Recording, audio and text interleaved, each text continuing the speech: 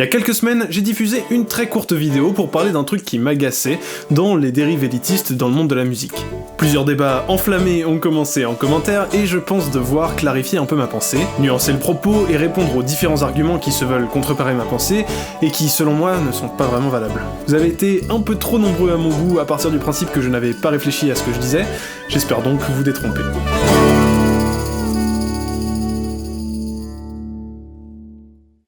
Dans la vidéo en question, je dénonce l'utilisation du mot musicalement comme une sorte de joker qui justifierait que l'on classe la musique comme étant plus ou moins bonne ou mauvaise. Je précise avant tout ce qui a été mal compris, j'ai bien précisé dans la vidéo que le mot musicalement, quand on parlait déjà de musique, n'avait pas de sens. J'ai rien contre ce mot en soi, seulement parler d'un film musicalement ça a du sens, de la musique musicalement, c'est ce qu'on appelle un pléonasme. Ceci dit, j'ai bien compris que quand on dit « machin musicalement c'est bien », on utilise ce pléonasme pour dire d'une manière qui met en valeur notre intelligence « machin selon la théorie musicale c'est bien ».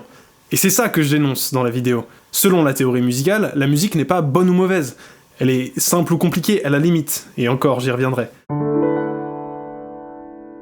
Au vu des commentaires de la vidéo, je dois rappeler que complexité et qualité ne sont pas proportionnelles. La complexité, la virtuosité, la difficulté de réalisation ne peuvent pas être considérées comme des gages de qualité. Ça peut vous inspirer du respect si vous voulez, mais ce n'est pas égal à qualité. Ça, c'est quelque chose qu'on pense quand on commence à comprendre comment fonctionne la musique. J'y suis passé, tout le monde y passe, mais c'est une erreur. La génération de musiciens dont je fais partie, qui ont appris énormément de concepts musicaux sur YouTube, prouve facilement ce dernier point, puisque les compositions d'amateurs, aujourd'hui, souffrent souvent d'être beaucoup trop complexes. L'harmonie trop complexe, le rythme trop complexe, la mélodie trop complexe, qui rendent la musique trop chargée et inintelligible, ce sont ça, les erreurs de débutants, bien souvent. La maîtrise de la composition implique la recherche d'un équilibre qui est indépendant de ce qui vous apparaît comme complexe selon votre compréhension de la théorie musicale. J'en profite pour ajouter ici une citation de Constantin Brancusi, « La simplicité, c'est la complexité résolue. Faire plus simple, c'est parfois moins facile que faire compliqué. » Et l'apparente simplicité de la musique populaire n'est pas la preuve que la complexité est gage de qualité dans la musique savante. Dans la musique contemporaine, l'originalité, le fait d'être le premier à faire quelque chose, est gage de reconnaissance. C'est en partie le but de cette musique. Mais c'est un monde très singulier, et l'originalité ne vaut d'ailleurs pas la complexité, en témoigne 433 de John Cage. Et dans les autres univers musicaux, aucun objectif si clair en lien avec la technique de réalisation ne mérite d'être déterminé, puisque la musique est faite pour être appréciée par un public quel qu'il soit, selon certains critères, pas à plaire à des chercheurs.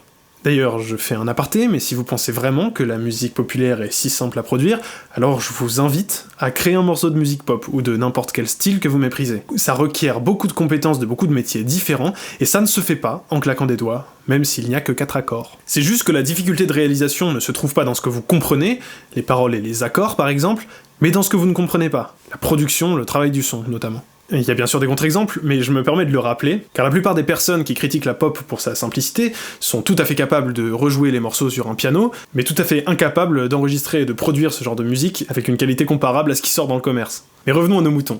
On ne peut pas tirer de proportionnalité directe entre la complexité selon la théorie musicale occidentale et la qualité supposée de la musique. Je sais que c'est tentant, mais si c'était le cas, alors la musique qui vous touche serait nécessairement considérée universellement comme moins bien que ça, pour peu que je tire une analyse de mes accords. On ne peut pas non plus tirer de proportionnalité entre la difficulté de réalisation et la qualité de la musique. Tout simplement car la difficulté de réalisation dépend des domaines d'expertise des artistes. Personnellement, j'ai beaucoup plus de mal à faire sonner de la musique électronique à 3 notes qu'à écrire des chemins harmoniques sinueux pleins d'emprunts, d'extensions et de modulations. Ma musique électronique, pourtant, même si elle atteignait un très bon niveau de production au terme de plusieurs semaines de travail, ne vaudrait pas plus que la musique de quelqu'un qui est spécialisé dans la musique techno, qui me pondrait en un claquement de doigts ce que j'ai mis des semaines à produire. La difficulté de réalisation, que vous voyez peut-être comme un gage de qualité, n'existe en fait qu'en lien avec votre propre expérience. Cette façon de penser vous invite à glorifier tout ce que vous trouvez compliqué et digne d'intérêt, et vous invite à délaisser tout ce que vous trouvez simple, même quand c'est compliqué, et tout ce que vous trouvez facile, que d'autres trouveraient dur. En somme, même la complexité et la difficulté de réalisation sont des facteurs subjectifs qui dépendent entièrement de vos connaissances et de votre culture. Alors si on peut être très admiratif d'artistes qui ont traversé des parcours de production très tumultueux, on ne peut pas imaginer que c'est ce mérite qui donne de la valeur à leur art. Je ne pense pas qu'il soit raisonnable de considérer que l'art a une meilleure valeur si l'artiste a galéré pour le créer. Car je pense qu'on est d'accord que l'art peut aussi être à la source d'une très belle expérience quand il est fait par des experts qui savent très bien ce qu'ils font, et qui sont donc capables de le faire plus facilement que quelqu'un qui ferait ça pour la première fois. Bon, maintenant, je voudrais reparler un peu de mon propos dans la dernière vidéo. Je voudrais vous inciter à vous méfier de certaines conclusions que vous auriez pu tirer de votre côté. Je ne voudrais pas que l'explication que la musique est subjective vous incite à penser qu'il n'y a donc aucune marge d'amélioration pour aucun musicien, que chaque morceau est complètement indépendant de toutes les influences qui l'ont vu naître, et qu'on ne peut rien dire d'aucun morceau de musique parce que Joker c'est subjectif, la musique n'existe pas, c'est une construction sociale. Vous avez été nombreux à penser que je disais ça, et je comprends qu'on puisse imaginer que la conclusion logique de mon propos semblait être celle-là. Mais je n'ai jamais dit ça. Je me suis contenté de dénoncer la volonté de certains de hiérarchiser la musique selon une échelle faussement objective, basée sur la théorie musicale qu'ils connaissent. Je vous invite à prendre en compte la deuxième partie de mon propos dans la vidéo. J'explique en gros que faire de la musique, c'est avoir des intentions par rapport aux effets qu'elle aura sur un public. Et que c'est ça qui se juge dans la musique. Je vais donc développer un peu. La musique, comme peut-être toutes les formes d'art, fonctionne à base d'effets. On utilise l'harmonie, le rythme et la mélodie pour évoquer des ressentis, des émotions, des idées aux auditeurs. Choisir tel accord plutôt qu'un autre, c'est pour produire un effet. C'est pour surprendre ou au contraire suivre les attentes de l'auditeur, pour évoquer une émotion, etc. C'est en prenant ça en compte qu'on devrait parler de musique. C'est comme ça qu'un prof de composition parle des travaux de ses élèves en réalité. C'est en parlant des effets produits par leur choix, et en vérifiant que les deux sont alignés. Que chaque choix fait par le compositeur a l'impact que celui-ci essaie de donner. Il arrive très souvent, quand on est compositeur, surtout compositeur amateur, de laisser traîner un effet complètement involontaire. Un accord qui surprend par exemple. Une sonorité plus dissonante que ce qu'on pensait après l'avoir entendu des dizaines de fois en travaillant dessus. Ou bien ne pas se rendre compte que quelque chose ne semble pas assumé. Qu'une tentative de faire référence à un style sonne ratée ou amatrice pour tout auditeur qui aurait une connaissance approfondie du style en question.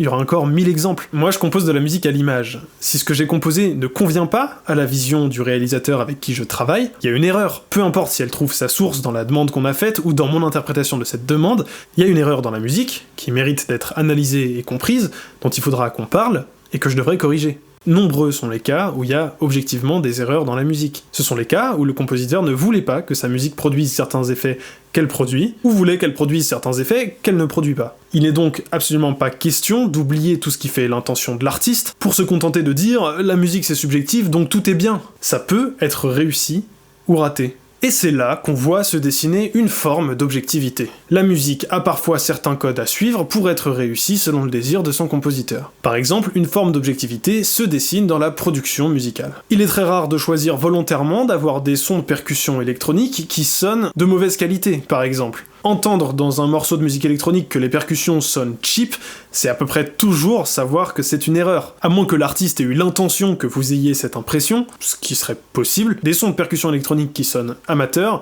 c'est toujours une erreur. Il y a d'ailleurs tout un tas de façons de faire qui sonnent comme des erreurs ou qui sonnent amateurs aux oreilles du public potentiel de la musique, puisqu'elles découlent de techniques de création qui ont fait leur chemin vers le public à travers de la musique faite par des gens sans grande formation. Ainsi, certains sons de synthé, de percussion, certains moyens d'agencer les choses ou certaines façons de jouer les accords ont aujourd'hui une connotation amateur. On peut être assez sûr que personne ne fait volontairement de la musique qui sonne amatrice, à part dans le monde de la parodie. Dans la chanson parodique Besoin de chanter du Palmacho, il y a l'objectif de faire de la musique qui serait créée par un amateur absolu. Et tous les codes de la musique qui seraient créés par quelqu'un qui n'a aucune formation et aucune compétence de production sont brillamment mis en scène dans cette chanson. On est bien d'accord que si le Palmacho avait voulu faire quelque chose qui sonne professionnel, ça aurait été un échec assez cuisant. Et donc que globalement, à part en parodie, un morceau qui serait créé avec tous ces effets connotés amateurs serait raté, mauvais si vous voulez. Il y a aussi des formes d'objectivité qui se dessinent partout où des codes précis régissent la musique que l'on veut faire. Si je compose une sonate post-romantique, si certains de mes choix trahissent les règles de composition traditionnellement présentes dans ce style, je fais probablement une erreur. À moins de faire un morceau qui s'inspire de ce style, tout en ayant l'objectif de briser les codes. Si j'essaie, rien à voir, de faire un morceau de jazz mais que ça groove pas, qu'on entend par exemple que c'est joué par un ordinateur ou joué par quelqu'un qui a un sens du swing assez pauvre, c'est objectivement une erreur. Parce que je ne veux pas faire un morceau de jazz qui ne groove pas. Je pourrais avoir cet objectif si je voulais faire de la musique d'ascenseur pour un film par exemple. L'illusion d'objectivité que tout le monde ressent instinctivement, c'est celle-là. Et elle n'existe que dans le rapport entre l'intention de l'artiste et l'effet que produit son œuvre. C'est probablement ça qui a pu vous titiller dans un propos qui avait l'air d'anéantir toute possibilité de comparaison dans la musique. Parce que vous avez bien l'impression qu'il y a une hiérarchie qui se crée quand deux morceaux ont le même objectif. Car les effets produits par la musique, les émotions déclenchées, les images qui vous viennent, vous paraissent plus ou moins bien réussis. Cela même, c'est beaucoup plus dur à quantifier que ce que vous pensez. Parce que contrairement à ce que nous répète continuellement notre instinct, Tout le monde ne reçoit pas les œuvres avec la même sensibilité, mais je vous accorde que c'est enraciné dans une réalité. Cependant, et c'est pour ça que je tiens ce discours dans ma précédente vidéo, je ne crois pas qu'aujourd'hui la plupart des artistes évoluent dans des univers musicaux très codés. En cherchant l'originalité, d'autant plus importante depuis l'enregistrement, d'autant plus importante depuis que tant de monde fait de la musique et peut la faire entendre sur internet, chacun cherche à briser les règles à sa façon. C'est ça qui est passionnant dans notre époque musicalement, c'est que tous les mondes et tous les outils se mélangent. Vous voyez, la époque musicalement, ça veut dire quelque chose. L'époque d'un point de vue musical, pas la musique d'un point de vue musical. Donc venir avec des gros sabots dire que c'est mauvais parce que ça ne respecte pas telle ou telle règle, tel ou tel code que je considère objectivement meilleur, c'est un non-sens. À une époque, ça ne servait peut-être à rien de prendre conscience de la subjectivité de la musique, puisque tous les artistes qui se côtoyaient utilisaient les mêmes codes et visaient le même public. Aujourd'hui, avec la mondialisation et la technologie, ce n'est plus possible d'utiliser une seule grille de lecture pour critiquer la musique, et il est devenu indispensable de prendre en compte les intentions d'un artiste pour parler de sa musique. Comparer deux morceaux qui cohabitent dans la même playlist aujourd'hui, ça peut demander deux grilles de lecture différentes, donc c'est un peu plus compliqué que ce qu'on voudrait. J'espère que ces précisions vous aident à comprendre l'intégralité de mon propos. Je ne dis pas, et je n'ai jamais dit, qu'on devrait simplement laisser les artistes en herbe faire au pif et puis se défendre avec la subjectivité de la musique si on ose leur faire une remarque. Simplement, il est primordial de prendre en compte l'intention pour repérer ce que serait une erreur. À ce stade, vous êtes probablement d'accord avec moi. Si vous êtes aussi d'accord avec moi, que comparer un morceau de salsa et de musique contemporaine pour les hiérarchiser est absurde. Si ça a du sens pour vous, de décréter qu'entre un morceau de salsa et un morceau de musique contemporaine, il y en a un qui est objectivement meilleur que l'autre, c'est que vous adhérez à l'une des théories suivantes. La théorie de l'intérêt musical ou la théorie de la beauté. La théorie de l'intérêt musical, c'est ce que je dénonce avec le mot musicalement, encore une fois. C'est les gens qui disent « machin c'est musicalement plus intéressant que truc ». Ce qui veut dire, en réalité, je traduis, machin m'intéresse plus car cela se situe précisément à la limite de ma compréhension de la théorie musicale. C'est assez proche de ce que je connais pour que je puisse l'analyser, et assez rare pour que je trouve ça innovant. L'intérêt musical qui est parfois prêté à la musique, c'est ce qu'on trouve fascinant car original à nos yeux, mais qui rentre suffisamment dans notre compréhension de la théorie musicale, dans notre tradition de la musique, pour qu'on le comprenne. Mettons, par exemple, que j'ai l'idée saugrenue de vouloir comparer la musique populaire d'hier et d'aujourd'hui. Au hasard. Tout d'abord, pour ce qui concerne la musique moderne, je ne vais prêter aucune attention à ce que je ne comprends pas du tout. Je vais probablement laisser de côté toute la production, le mixage, le travail du son. Je vais aussi laisser de côté la création des instruments, la synthèse sonore, le sampling. Je vais laisser de côté tous les choix de techniques d'interprétation vocale, car tout cela, je n'ai pas de mots à poser dessus, ce n'est pas la théorie musicale que j'ai étudiée et que je connais. Je vais assimiler une autre partie de ce que je ne comprends pas à de la paresse, comme le minimalisme, l'utilisation de synthétiseurs plutôt que de réels instruments, ou l'utilisation de boucles d'accords par exemple. Je ne vais pas non plus prêter la moindre attention aux choix qui ont été faits. Le lien entre la musique et les paroles, le propos artistique sans doute assez différent que celui d'une autre époque où les enjeux du monde n'étaient pas les mêmes, puisque ce qui m'intéresse, c'est juste l'intérêt musical, l'échelle ultime de la hiérarchisation. Et je ne vais donc analyser que le langage que je connais, probablement celui de l'harmonie selon les règles du classique ou du jazz. Je vois une boucle d'accords, je trouve ça paresseux et inintéressant, car je ne m'intéresse pas aux effets auxquels donnent accès les boucles d'accords, et je n'analyse qu'avec ma grille de lecture classique ou jazz qui ne s'intéressait pas aux boucles d'accords modernes, qui, je le rappelle, fonctionnent très différemment des boucles d'accords des années 60 ou des boucles d'accords baroques. Puis, en ce qui concerne la vieille musique populaire que j'idéalise un petit peu, en voyant un accord augmenté, un accord diminué, un accord emprunté à un autre mode, un accord avec des extensions, je sais pas, je vais m'extasier parce que je le comprends. C'est analysable par ma grille de lecture, par ma théorie musicale, mais je trouve ça original. Pourquoi je trouve ça original ? Parce que je n'ai pas grandi à l'époque où tous ces procédés étaient des clichés, mais à une époque où plusieurs d'entre eux sont un petit peu désuets, et que j'ai une trop mauvaise connaissance de la musique de cette époque pour découvrir que ce qui me paraît original est parfois aussi banal au XXe siècle qu'une boucle de 4 accords au XXIe siècle. S'extasier sur un cliché du passé en crachant sur un cliché du présent, c'est ce que les partisans de la théorie de l'intérêt musical font de mieux. C'est pour ça que je dis que cette échelle de l'intérêt musical, représentée par le mot musicalement, est construite sur de l'ignorance. Si je donne cet exemple assez précis, c'est parce que je vois souvent des partisans de cette pensée, mais aussi parce que, pendant toute une partie de mon adolescence, j'ai été cette personne qui classait la musique par intérêt musical. Et c'est pour ça que je me permets d'attaquer ce mode de pensée à ce point-là. Quand j'ai découvert que la musique qui ne m'intéressait pas pouvait être fascinante pour peu que je change de filtre d'analyse, je me suis senti un peu bête. J'étais passionné d'harmonie et je jugeais tout selon la complexité supposée que j'y trouvais, et prendre conscience de toutes les facettes qui font un morceau de musique m'a assez vite calmé. Il y a beaucoup plus dans un morceau de musique que ce que je croyais qu'il y avait, puisque pour moi, si je savais rejouer les accords au piano et chantonner la mélodie, j'avais tout compris à ce qui la constituait. Alors on peut critiquer un morceau ou un artiste en disant que c'est vu et revu, et que donc ça n'a aucun intérêt selon nous, car ce n'est pas original, mais d'une part, la musique n'a pas toujours l'objectif d'être innovante, et les auditeurs n'ont pas toujours l'objectif de découvrir de la pure nouveauté, donc ça me paraît un peu malhonnête de s'en servir comme échelle pour classer la musique, et par ailleurs, je pense que dans toute musique, et ainsi dans la musique qui touche chacun d'entre nous, il y a une grande part de code utilisé et réutilisé, une part de non-originalité, car la musique n'est jamais construite sur autre chose que la musique qui l'a précédée. Si on devait considérer que toute la musique qui utilise des accords à 3 sons est non-originale parce que ça fait 500 ans qu'on le fait, on passerait à côté de toute la créativité qui déborde des œuvres qui les utilisent. Et quand on décrète que toute la musique à boucle d'accords, par exemple, est paresseuse et non-originale parce que c'est vu et revu, on se ferme de la même façon à la possibilité de découvrir la créativité des artistes qui les utilisent. En règle générale, le risque de la théorie de l'intérêt musical, c'est d'oublier de rester ouvert au fait que la musique qu'on n'aime pas peut être plus complexe ou plus nous intéresser si l'on est prêt à se pencher sur tout ce qu'on ne connaît pas dans sa conception.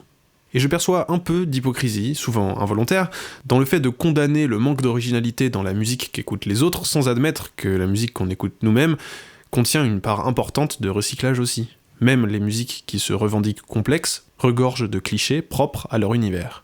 Quand en plus, c'est l'intérêt qui est évoqué comme raison de la bonne qualité, ça me questionne toujours de voir que les gens qui y croient dur comme fer s'intéressent rarement à d'autres cultures musicales que la leur, comme les musiques arabes ou indiennes par exemple qui sont très riches, ou n'importe quelle autre musique du monde qui, utilisant des codes radicalement différents, serait très intéressante à découvrir pour les curieux. Pour peu qu'on accepte de s'y intéresser avec d'autres outils d'analyse que ceux d'Europe de l'Ouest. Quand on cherche à être intéressé par la musique qu'on écoute, la meilleure chose à faire, c'est de sortir des cultures musicales qu'on connaît par cœur. Moi c'est ce que je fais, je vous le conseille, à l'ère des plateformes de streaming, c'est très simple à faire. Alors avant d'aller jeter la pierre à un public qui ne s'intéresse pas à la musique qui vous intéresse vous, je vous invite à sortir de votre propre zone de confort. Ça me semble assez hypocrite de partir à la chasse à ce qu'on considère intéressant, tout en refusant de s'éloigner des codes que l'on connaît déjà. Mais la raison pour laquelle on fait ça est assez évidente, c'est pour rester dans le contrôle, rester en position de force dans un monde qu'on comprend. En somme donc, je reviens à l'essence de ma première vidéo.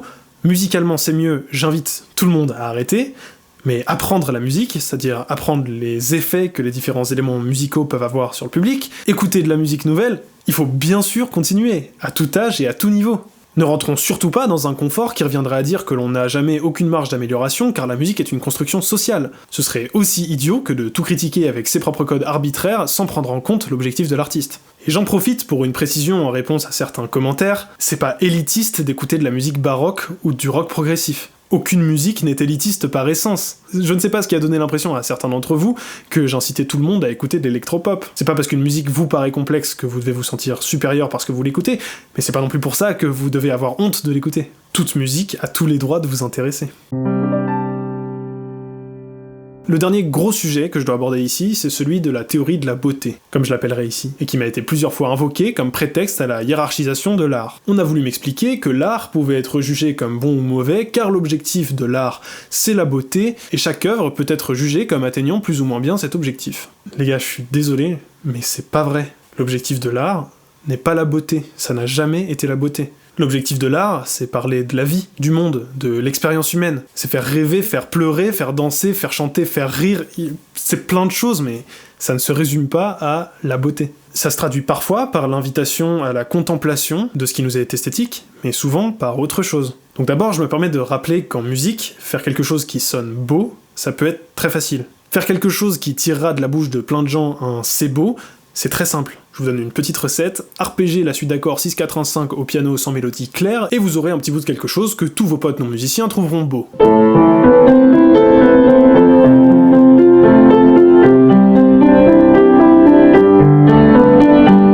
C'est juste une recette de cuisine à 2 balles. Si les musiciens ne cherchaient que la beauté, tout le monde ferait des recettes de cuisine. Mais la musique, en fait, ça raconte des histoires, parfois belles, parfois tristes, parfois laides. Ça parle de la vie, ça recherche des émotions. Ça n'a pas l'unique objectif de sonner beau.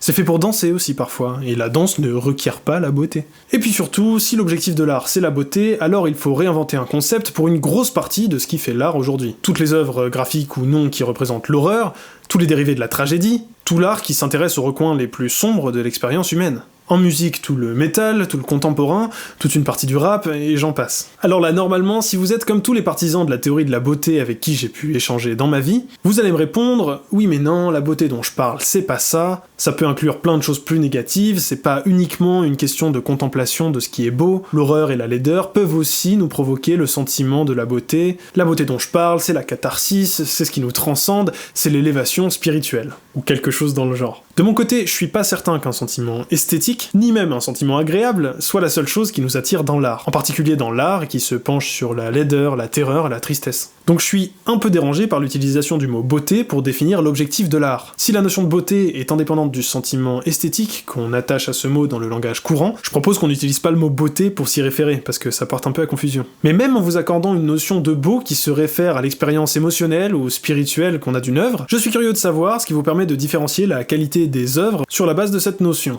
Quelles œuvres permettent une meilleure élévation spirituelle que quelles autres? Ou une meilleure extase face à leur beauté? Et pour qui? Tout le monde n'est pas transporté pareil par toutes les œuvres. Et c'est là le cœur de ce qui fait tomber cette théorie.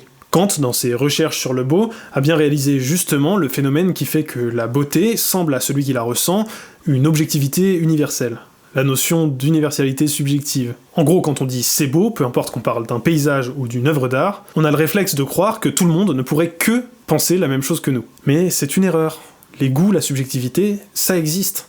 Et ce qui est pour toi la source d'une extase, d'une admiration, d'une expérience émotionnelle ou spirituelle, ne l'est pas forcément pour un autre. Et à l'inverse, il faut accepter que d'autres vivent tout cela avec des œuvres que tu ne comprends pas ou que tu n'aimes pas. Et reléguer tout ce qui, selon nous, ne pourrait pas provoquer tous ces sentiments dans une case de divertissement indépendante de l'art, n'est pas non plus une solution viable. Ça a peut-être été votre réflexe, quand j'ai voulu briser que la beauté était l'objectif de l'art, de dire que tout ce qui n'a pas pour objectif la beauté est dans une autre case que l'art. C'est du divertissement. Mais si c'est facile de mettre l'étuche 5 dans une case divertissement sans intention artistique et en fanfare dans une case de l'art qui élève, si on parlait de cinéma, comment tu classes toutes les œuvres qui se trouvent entre les deux? Est-ce qu'un drame vaut mieux qu'une comédie, par exemple? Est-ce qu'une chanson mélancolique vaut mieux qu'une chanson de colère? À quel moment est-ce qu'une œuvre créative devient suffisamment loin de la beauté pour ne plus mériter son statut d'art? Moi aussi, j'ai parfois du mal à considérer une partie de la pop comme de l'art du même acabit que les chansons qui me touchent. Mais voilà, certaines personnes ont avec cette musique une expérience qui semble n'avoir rien à envier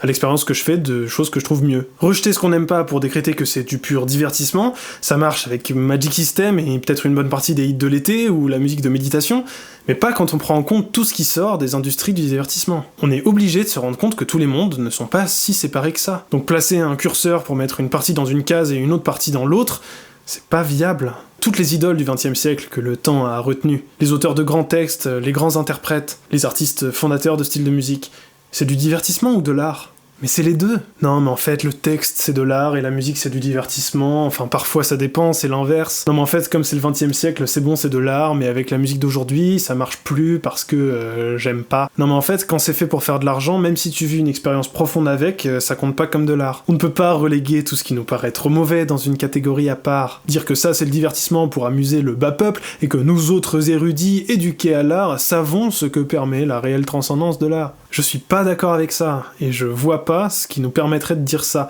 à part l'erreur de penser que tout le monde a la même expérience que nous de chaque chose dans le monde. Et il n'est pas vraiment mieux de considérer que les autres, le bas peuple justement, qui ne connaît que le divertissement, devraient s'élever et s'éduquer à apprécier le vrai art, le seul qui, selon nous, permet l'expérience artistique. On n'est pas dans la tête ni dans le cœur des gens, et on ne peut pas contrôler l'expérience artistique que les gens ont avec les œuvres créatives auxquelles ils sont confrontés, même lorsqu'elles ne respectent pas nos standards. Quand j'étais petit, j'ai pas été éduqué à apprécier l'art, j'ai écouté les 2-3 CD que j'avais et ce qui passait à la radio. J'ai le souvenir d'avoir ressenti des émotions tellement fortes avec les hits qui passaient à la radio, des hits que je réentends aujourd'hui en me disant que c'est purement commercial et parfaitement inintéressant. Est-ce que je dois pour autant nier au petit garçon que j'étais tout ce qu'il a ressenti? Parce qu'aujourd'hui, je me contente vraiment plus de hits, et la musique qui me fait le même effet vient maintenant d'autres scènes un peu plus underground ou expérimentales. Mais en réalité, l'expérience n'est pas plus authentique, même si la musique le semble. La musique, c'est des sons organisés qui nous évoquent des émotions comme par magie sans même passer par notre cerveau. Qu'est-ce qu'il vous faut de plus pour justifier de l'expérience spirituelle ou de la beauté? Tant qu'on n'aura pas trouvé la réponse à la question « Pourquoi la musique ?», ça me paraît déraisonnable de penser que ça peut être indépendant de l'art. Je vais sortir une autre vidéo qui parle d'art pour complémenter un peu tout ce que j'ai à dire sur le sujet. Mais à vous qui tentez de m'expliquer la théorie de la beauté, Je la connais. Je n'y adhère pas. Et si vous y adhérez, je vous invite à vous questionner à la lumière de ce que j'ai dit là.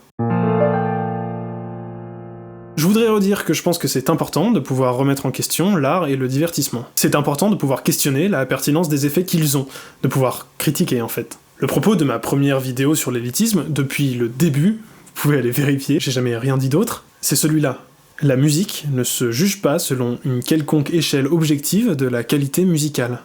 Ça ne voudrait rien dire. Et j'ajoute donc ici, quand on parle de qualité musicale, on doit être précis, parler des effets produits, et différencier les erreurs, involontaires donc, des artistes, et les choix qui ne nous plaisent pas. Peu importe la raison qu'on a de ne pas les aimer. Sinon, on parle pas de qualité musicale. Y a pas de problème à ça. Moi j'aime pas beaucoup la direction que prend le rap populaire en ce moment, par exemple. J'y vois parfois peu d'intérêt, et je serais même peut-être plus heureux dans mon quotidien si autre chose était à la mode, en toute honnêteté. Ça ne veut pas dire que c'est de la musique ratée, objectivement inférieure, car les artistes ne seraient pas capables de faire mieux.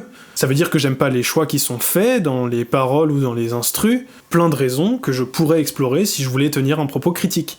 Mais, ce n'est pas une musique musicalement inférieure ou inintéressante, ce qui ne voudrait rien dire. Si vous vous souvenez de la première vidéo que j'ai fait sur cette chaîne, vous savez notamment que j'ai voulu mettre en lumière le fait que la voix dans la pop aujourd'hui est utilisée comme un instrument électronique, en la modifiant sévèrement, et que je suis attristé de voir qu'une des conséquences de ces choix semble être que le public pense ne pas savoir chanter. C'est une critique concrète, pas une lamentation sur la médiocrité intrinsèque supposée de la musique pop. Et j'ai aucune intention de vous empêcher de faire la même chose, mais pour avoir quelque chose à dire, on ne peut pas se contenter de l'échelle faussement objective de l'intérêt musical. Il y a une phrase dans ma vidéo qui a été mal interprétée et extrapolée. C'est quand je dis « s'il y a un public, c'est qu'il y a une demande », et en plaisant au public, les producteurs font de la musique réussie, pas de la musique bonne ou mauvaise, mais de la musique réussie. Que ce soit clair, je n'ai jamais dit, mais alors, jamais dit, que la valeur d'une œuvre musicale se mesurait à l'ampleur de son public. Ce serait tellement contre mes valeurs de dire un truc pareil. Je passe la vidéo à expliquer que la valeur de la musique ne se mesure pas sur une quelconque échelle. Jamais de la vie j'aurais dit ça. La musique, indépendante ou non, qui touche un très petit public, n'a pas moins de valeur que la musique qui passe à la radio, bien évidemment. Tout ce que je dis ici, c'est que la seule manière de classer des morceaux objectivement, c'est par efficacité, entre réussi ou raté. Si une musique atteint son objectif avec le public à qui elle est présentée, elle est réussie, donc chercher à dire qu'elle est bonne ou mauvaise n'a pas d'intérêt ni de sens. Donc à ceux d'entre vous qui, à cause de cette phrase, ont fait de moi l'ambassadeur du capitalisme, l'idiot utile de l'industrie musicale, qui défend une rhétorique qui encourage l'abrutissement des foules à travers un appauvrissement général de la musique, c'est pas un point de vue politique, c'est une constatation du monde dans lequel on vit. Le sous-entendu, c'est qu'on peut cracher autant qu'on veut sur la musique populaire qu'on considère inférieure, elle existe pour une raison. Les gens qui la font ne la font pas pour se classer haut dans vos grilles d'analyse de la musique, mais pour plaire à un public, car oui, nous vivons dans un système capitaliste où la musique est financée pour trouver un public et pas pour se perdre seul dans les méandres d'internet. Je trouve ça parfois bien de se le rappeler avant de cracher sur l'industrie musicale ou sur le grand public. Vous pouvez critiquer le système, foncez. Je sais même qu'il y a une théorie grandissante aujourd'hui que la musique populaire serait conçue pour abrutir les foules. Ce dont je suis sceptique, mais que vous avez tout à fait le droit de croire, c'est juste que se contenter de dire que le système produit de la mauvaise musique, ça ne veut rien dire et va falloir trouver un peu plus pour soutenir ce genre de théorie. Ou même n'importe quelle théorie qui suggérerait qu'une musique est problématique, comme la théorie que j'ai avec le chant par exemple. J'ai pas d'action dans la musique mainstream, pour la plupart même je la trouve assez ennuyeuse. Seulement, si vous voulez la critiquer, il vous faudra plus qu'une échelle arbitraire construite sur vos connaissances de la musique, qui vous permettrait de justifier la supériorité de ce qui vous intéresse. Si vous voulez critiquer la musique mainstream, mais faites-le autant que vous voulez. Mais va falloir un peu plus se creuser la tête pour trouver du concret. Si vous trouvez l'harmonie dans la pop moderne trop pauvre par exemple, c'est assez répandu comme point de vue. Pourquoi est-elle pauvre ? Pauvre par rapport à quoi ? Quel est l'impact de cette pauvreté harmonique sur l'auditeur ? Et qu'est-ce qui fait que, selon vous, une richesse harmonique dans la musique populaire serait meilleure pour le monde ? Il y a peut-être plein de réponses à toutes ces questions. Mais si vous avez besoin du pléonasme d'un musicalement appliqué à la musique pour y répondre, c'est que vous n'avez rien à dire de pertinent, et que vous essayez d'élever un « je préférerais » en un « ce serait mieux », que vous révélerait soi-disant votre expertise musicale. Ouf, c'était un peu plus long que ma première vidéo pour dire finalement exactement la même chose. J'espère que cette vidéo aura pu mieux approfondir tous les sujets qui découlent de ma précédente vidéo. Merci à tous ceux qui ont commenté cette dernière et qui m'ont permis de développer un peu ma pensée et de relancer tous ces débats. Je suis content que ma petite chaîne puisse être un espace qui permet toute cette réflexion. Quand j'ai créé ma première vidéo sur l'élitisme, je savais qu'elle traitait du sujet un petit peu simplement. Je me suis dit que pour qu'on sorte de ma vidéo avec un message clair, j'avais plutôt intérêt à donner une opinion claire et simple. Ça me faisait un peu peur qu'une vidéo comme celle que vous venez de voir vous rende plus confus qu'autre chose. Mais de voir toutes ces opinions être étalées sous ma vidéo, c'était un peu dur pour moi de ne pas développer. Même si je salue tous ceux qui sont très respectueux, c'est vraiment précieux sur YouTube, alors merci à vous. Je sais pas ce qui est le mieux entre faire simple et radical, ou nuancé et compliqué. Dites-moi ce que vous en pensez. Donc je conclurai simplement par une chose, pour les plus confus d'entre vous, tous ces débats, au fond, on s'en tape. On n'aura jamais fini de se taper dessus entre amateurs d'art, parce que l'art c'est une expérience profondément intime, que l'on veut absolument universelle. Le plus important, c'est de pas arrêter de créer. Si t'es toujours là, c'est que t'es peut-être musicien ou artiste. Crée ce que tu veux créer, dis ce que tu as à dire, laisse les critiques à leur jeu de déterminer si tu fais de l'art ou du divertissement, ou si c'est plus ou moins intéressant que quelqu'un d'autre, on s'en fout. Fais ton truc, si c'est ce que t'as à dire, ça a de la valeur. Merci d'avoir regardé, et je vous donne rendez-vous en commentaire pour continuer la discussion.